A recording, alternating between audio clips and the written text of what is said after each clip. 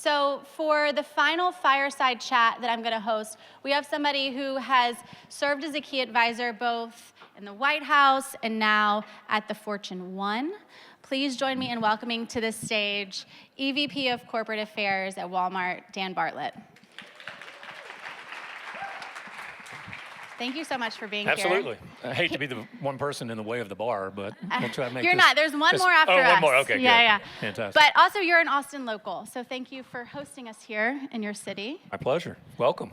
I know it still doesn't feel like fall yet. In the next 12 hours, it will. If you're staying the night.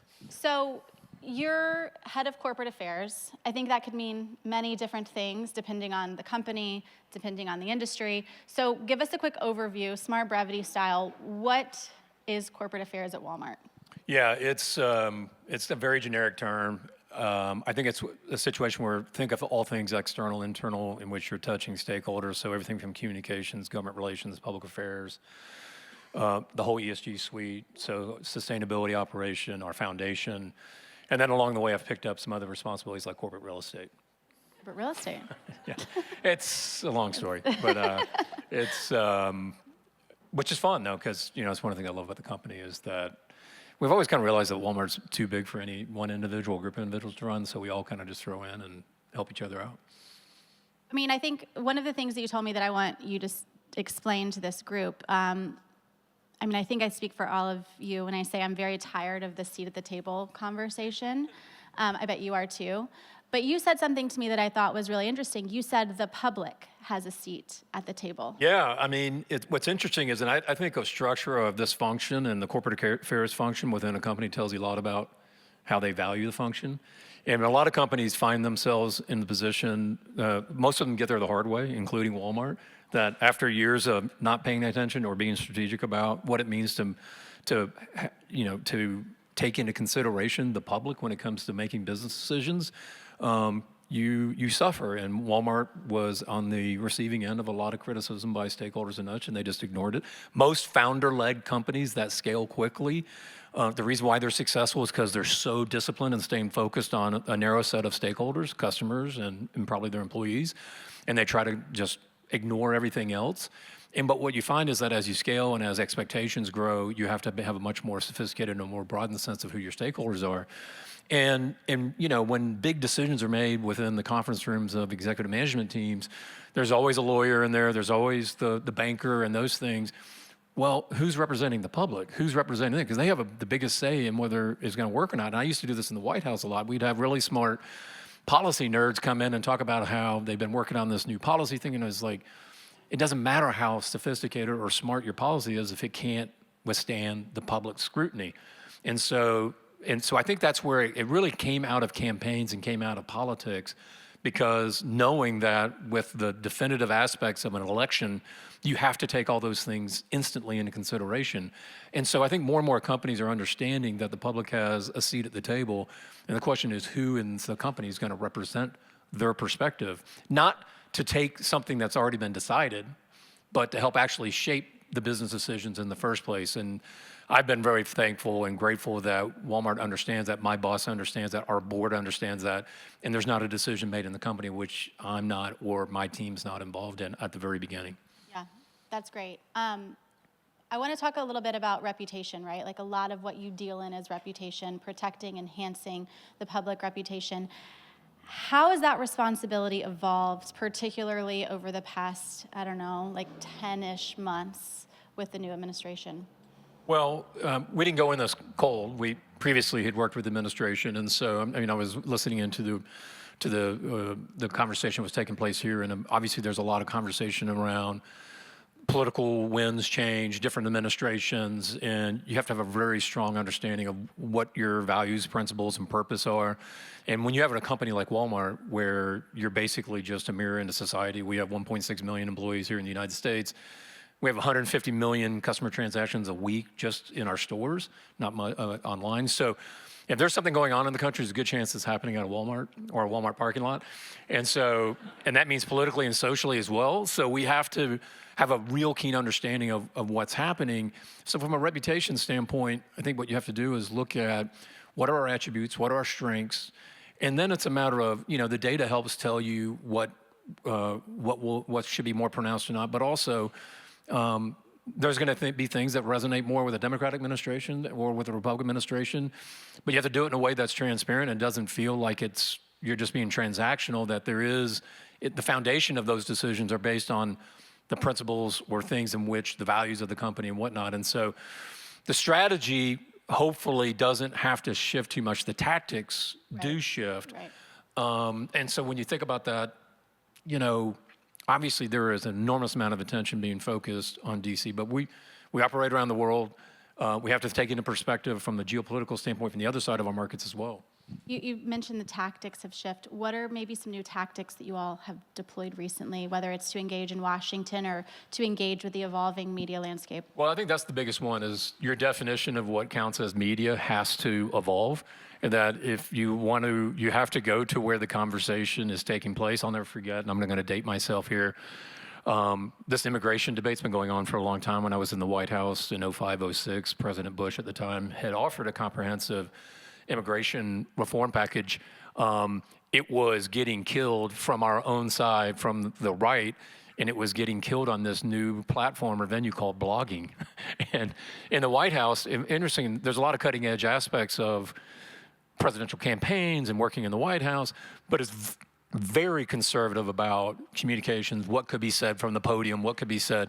And this idea that we're going to have White House bloggers was something that the lawyers and others are just not. They said, we'll let you take the press secretary's talking points and cut and paste them into a blog. I was like, I might as well not do anything. But you got to go to where the conversation is taking place. You engaged with them at that time. We did, but late. We were late to the, and it's funny, I went into the Oval Office with two young staffers who were going to be our bloggers. And I said, Mr. President, I need your permission to let these two people make mistakes on your behalf. And he's like, what the hell are you talking about, Bartlett? And I'm like, I explained to him, I said, look, they're policy people, communications people, but if they're going to get in there and mix it up, they're going to say something that it's not perfect and it may backlash. And so they're going to make a mistake. And you just got to, and the lawyers I used one of those privilege cards. I'm going to have walk-in privilege at the Oval. Went in and made my case. They said, the lawyers don't like this. And he said, well, let it rip. And I was like, thank you. So I went out and waved at the lawyers on the way out and said, and we blocked. But we were, the die had been cast, the narrative had been cast on the politics of the issue. But the point is still the same today, which is if you're not where the conversation's taking place, and you can sit there and tell yourself, well, that's not a reputable institution. Well, they don't do this. They have this. They don't follow these standards or this and that. It's like, okay. And you're going to lose. And so you have to go to where the debate is being. We're seeing that play out in real time. How are you putting that into practice now in this corporate setting? So again, the White House is conservative in those respects. So are big, large corporations. So a lot of convincing internally about who we're going to engage. What does that look like? It may be as simple as me hosting a salon-type dinner with those who maybe are part of the MAGA ecosystem who don't align with a traditional conservative publication or a different news publication.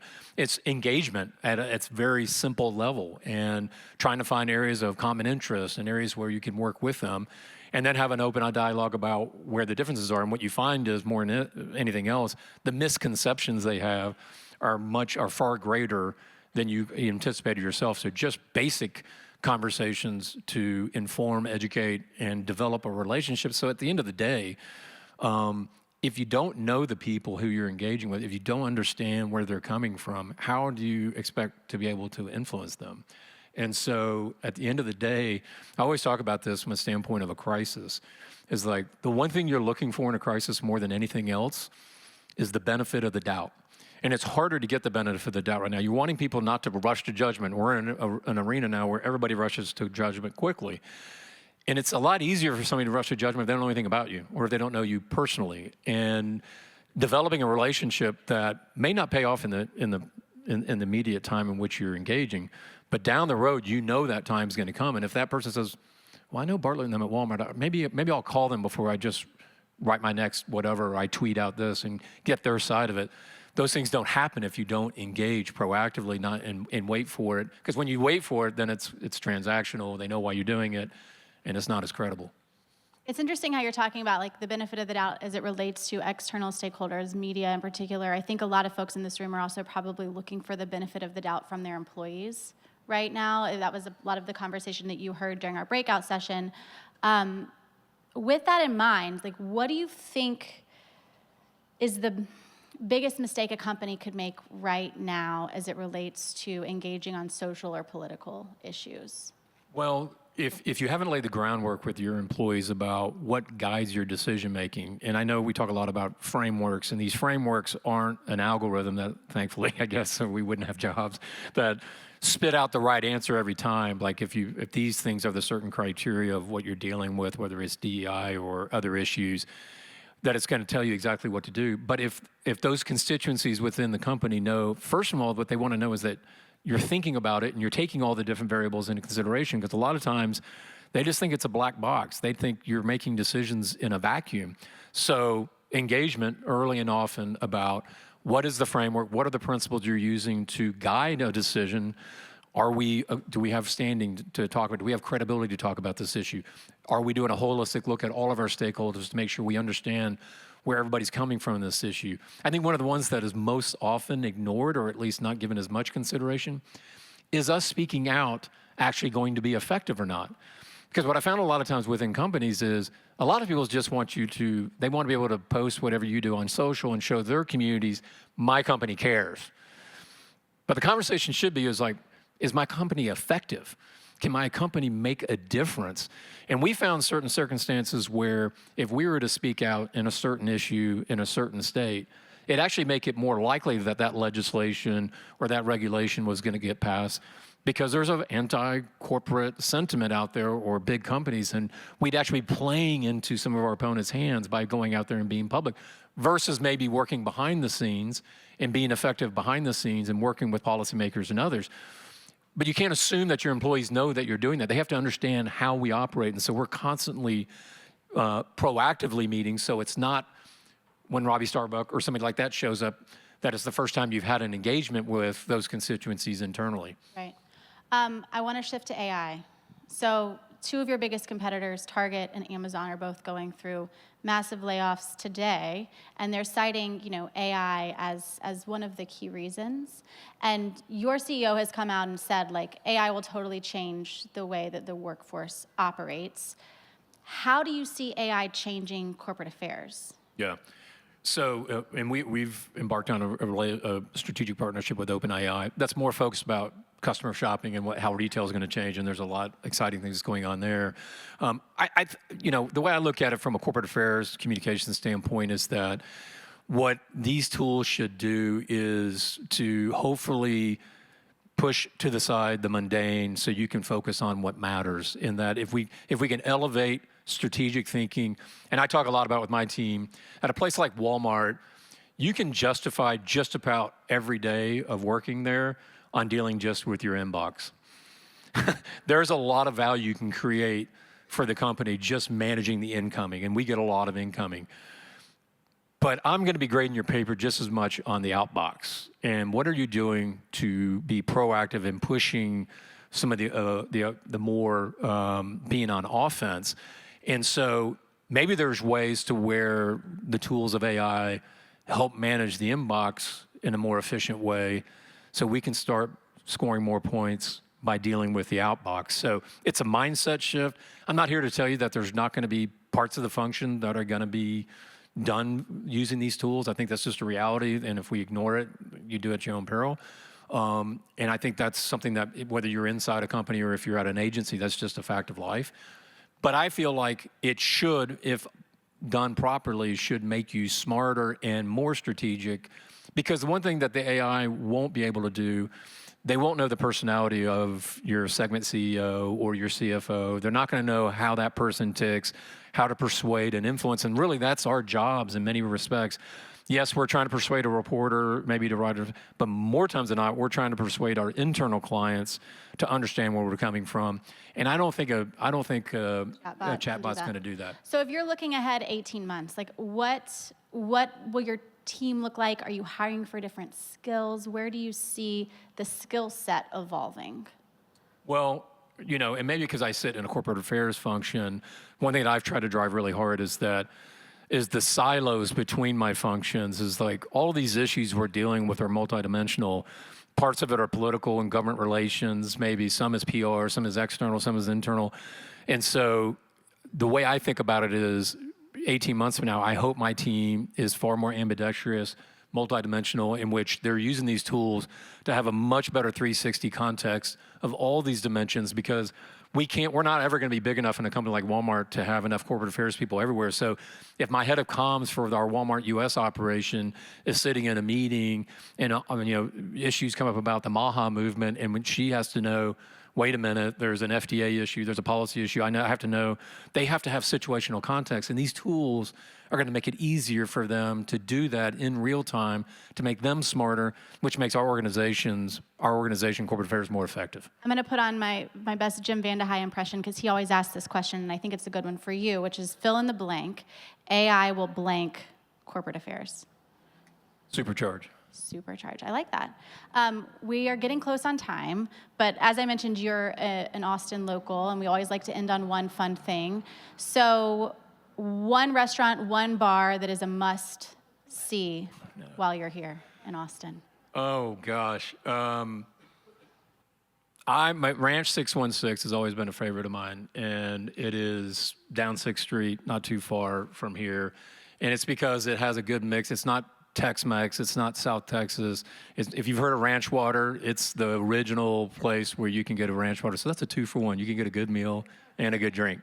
All right, we'll leave it there. Thank you so much, Dan. Absolutely.